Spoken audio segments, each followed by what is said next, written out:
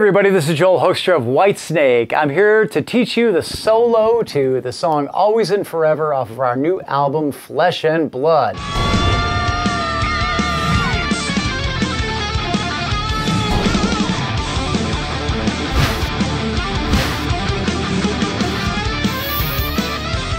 Here we go, let's break it down. I'm starting with what's called a pedal tone lick at the very top of this solo, which is basically when you're playing alternate notes, but you keep returning every other note to a steady note, okay? They happen all the time. Most of you have kind of seen this lick probably in your lifetime. That's a perfect example, right? Okay, because you keep going back to the B, or even when you do these pull-off licks in your lifetime, like, you know, those are all called pedal tone licks because you keep returning every other note to that open B. Anyway, this particular solo is in F sharp minor. So what I'm doing is I'm thinking of diatonic thirds, right? I'm like, I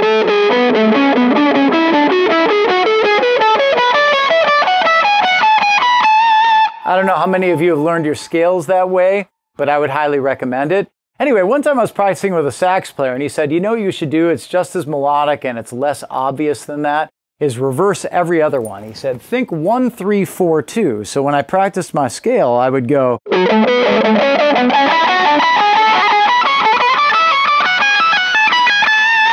Okay, a little less obvious then.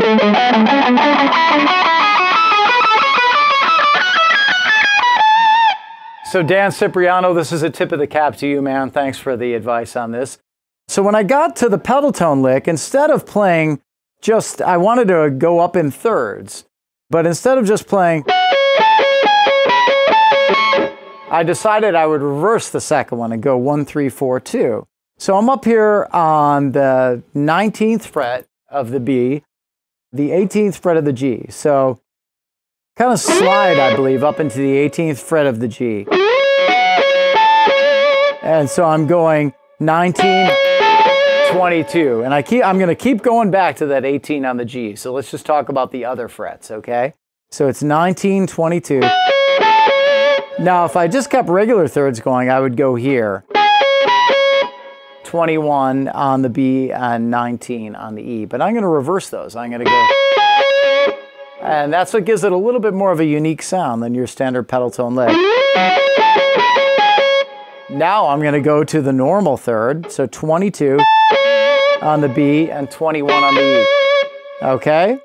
And then returning, we're going to go again. So 19 on the E, 21 on the B. So that pedal tone sequence sounds like this.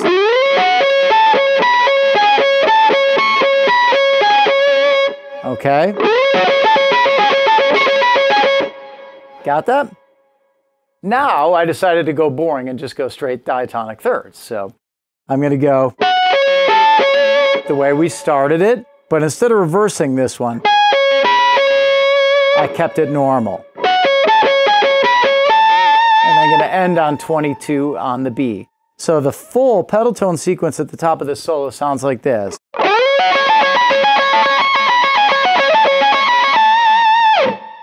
Okay? Now I'm going to get into a little multi-finger tapping again. Usually when I do these, I tend to gliss up with my left hand to set the table for, those of you that have seen some of my other columns or lessons know I like to work with almost like a 5-note pattern.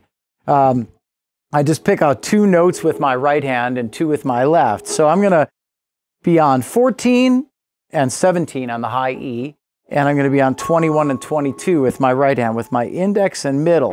I almost always think of my index as the downbeat, okay? So anything I'm doing, I'm picking up into that. Like, so you can see I'm kind of going up to 14. Okay?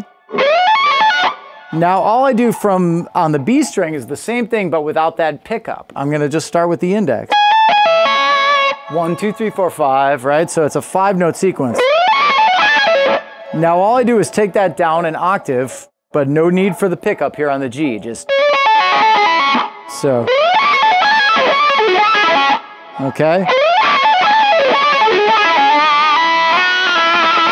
And that's just a little melodic phrase that completes with the chord progression. You'll understand why when you hear the music at the end.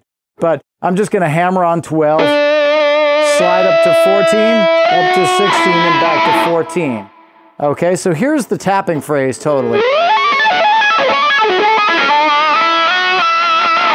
Okay, so from the pedal tone lick.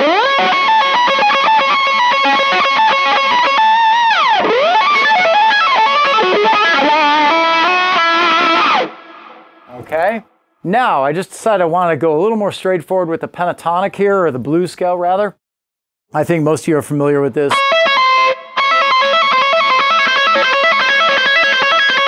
Right out of this.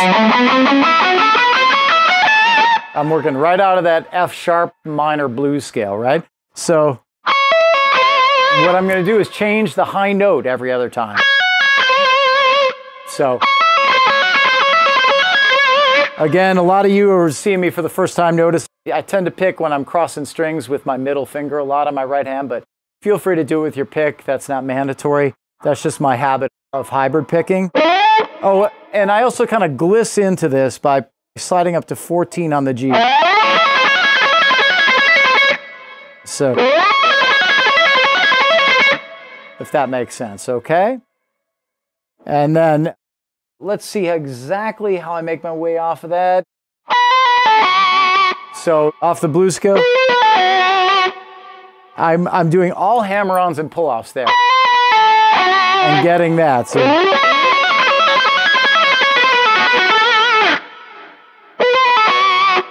I think we only made it that far, sorry. I guess I go back to this one a third time, so it's... And now I'm going to wrap up by going 16, 16 on the G and D respectively, and then 14 on the G. So I have...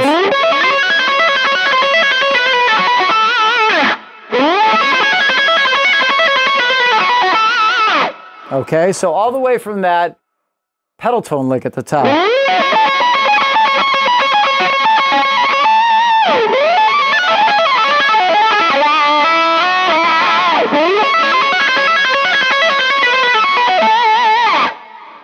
Cool? All right, now I have a lick that is based off an F sharp minor arpeggio here coming up. I wanted to do, most of you are probably familiar with that from like sweeping, but up here, right? But rather than just play the arpeggio, I wanted to put a little bend at the top. Okay. And then really here, the same thing, I thought, okay, well, let's go down to this F sharp minor arpeggio. But I wanted to bend on the 9. And then slide down to the 9. So we have...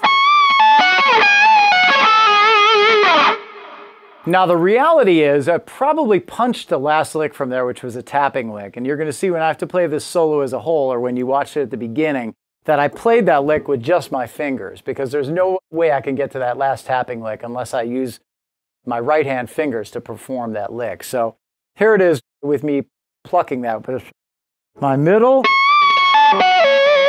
and then my index and thumb.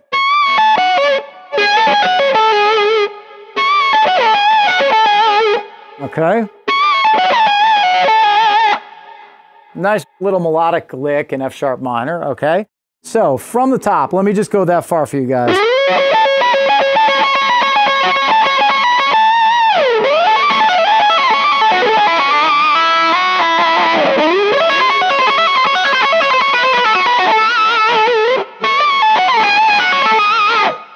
Okay, now we're going to do the multi-finger tapping thing again here at the end. I wrote down, I believe in the tab, kind of sliding up to the 12th fret on the high E, but sliding up. But the reality is, you know, some of that stuff is like just like a felt thing. Like I'm picking up into that index again. I almost always think of that index on the right hand as the start of the tapping lick. So that stuff's all just picking up. So what I'm doing is I'm going 12, 14, 16, but I'm kind of sliding into it, okay? And then 19, 21 with the right hand. And again, the hard part when you do these is coming back down. Getting this far. is not too bad for most people, but getting back, if I push down or just lift up, it's not gonna happen. I have to go. See how my third finger picked up and my first finger is gonna pick up. And I'm gonna go back up. Okay, so we have this.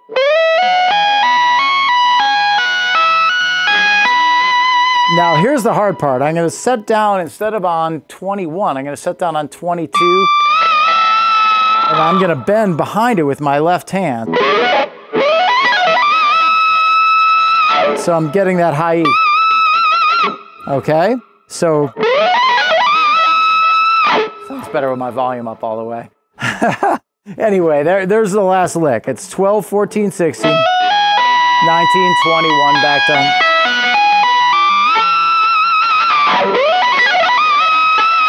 It's really bent twice at the end there. Here's what it sounds like on the record.